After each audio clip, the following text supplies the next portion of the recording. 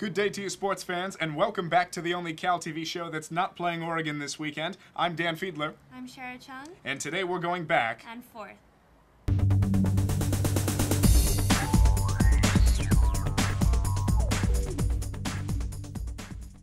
We hit the ground running today with men's basketball. The Bears are the owners of their third three-game win streak this season after posting a 93-81 victory over Washington on Thursday and a 78-60 victory over Washington State on Saturday. So, Shira, my question to you is, who is the MVP of this three-game stretch? Well, Dan, I think that Jerome Randall would be my choice. He's an amazing offensive weapon these past two games, scoring 24 points on Saturday against Washington State and 33 against Washington on Thursday. Right, certainly. Randall's got 71 points in the past three games, but my game ball for the past three games is to the unsung hero Jamal Boykin.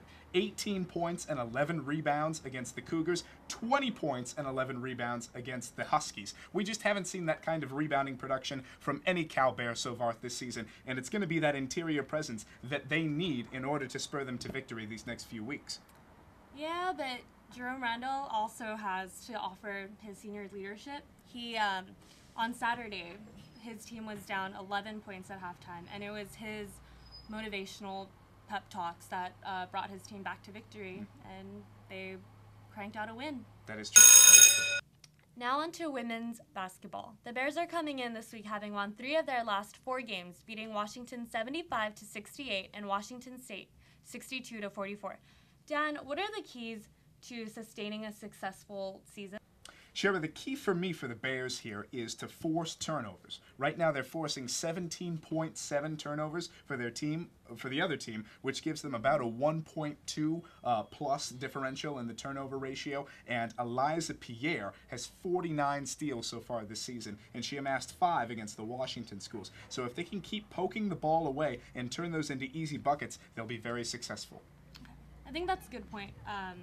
Offensively, I think that they need to keep feeding the ball to senior guard Alexis Gray-Lawson. She's been a monster offensively, scoring 35 points against Washington State and 19 against Washington this past weekend. So I think as long as they keep giving her the ball, she'll produce wins. Right, yeah. The 4 of the last 5 teams that Cal has are very beatable, and they've beaten all 4 of those teams with the exception of Stanford, and the other exception is ASU. They lost on a game-winning shot against them, so if they stay focused, they can definitely beat 4 out of 5 and have a very successful end of the year. Now that we've had a chance to talk about both teams, let's talk about their futures this weekend. The Cal men's basketball team will travel to Oregon to play against Oregon State on Thursday and Oregon on Saturday, while the Lady Bears will fare against both teams at home. So, Shira, my question to you is, which team will have a better weekend and why? Well, Dan, I definitely think that the men's team will have a better weekend. I think they'll win both of their games against Oregon State and Oregon. They've beaten both teams before, and I don't think going to Oregon's going to be a challenge for them. Right. Ever since USC ran off 25 straight points against this men's team, they've been playing like a team possessed, and they're really playing like how we expected a team with 4 senior starters was going to play to start off the year. And as far as the women are concerned, I think that they'll have a little bit of trouble, especially on Saturday with Oregon. Oregon is the owner of a 4-game winning streak, and I don't see them letting up against a team with 4 freshman starters in the Cal Bears. Yeah, I definitely agree with you on the women's team. I don't think that they're consistent enough right now. I don't think they're playing a high enough level of basketball to have 4 straight wins. So. Well, that's all the time we have for today. For Shira Chung, I'm Dan Fiedler. Make sure to tune in next week to get your download for What's Up.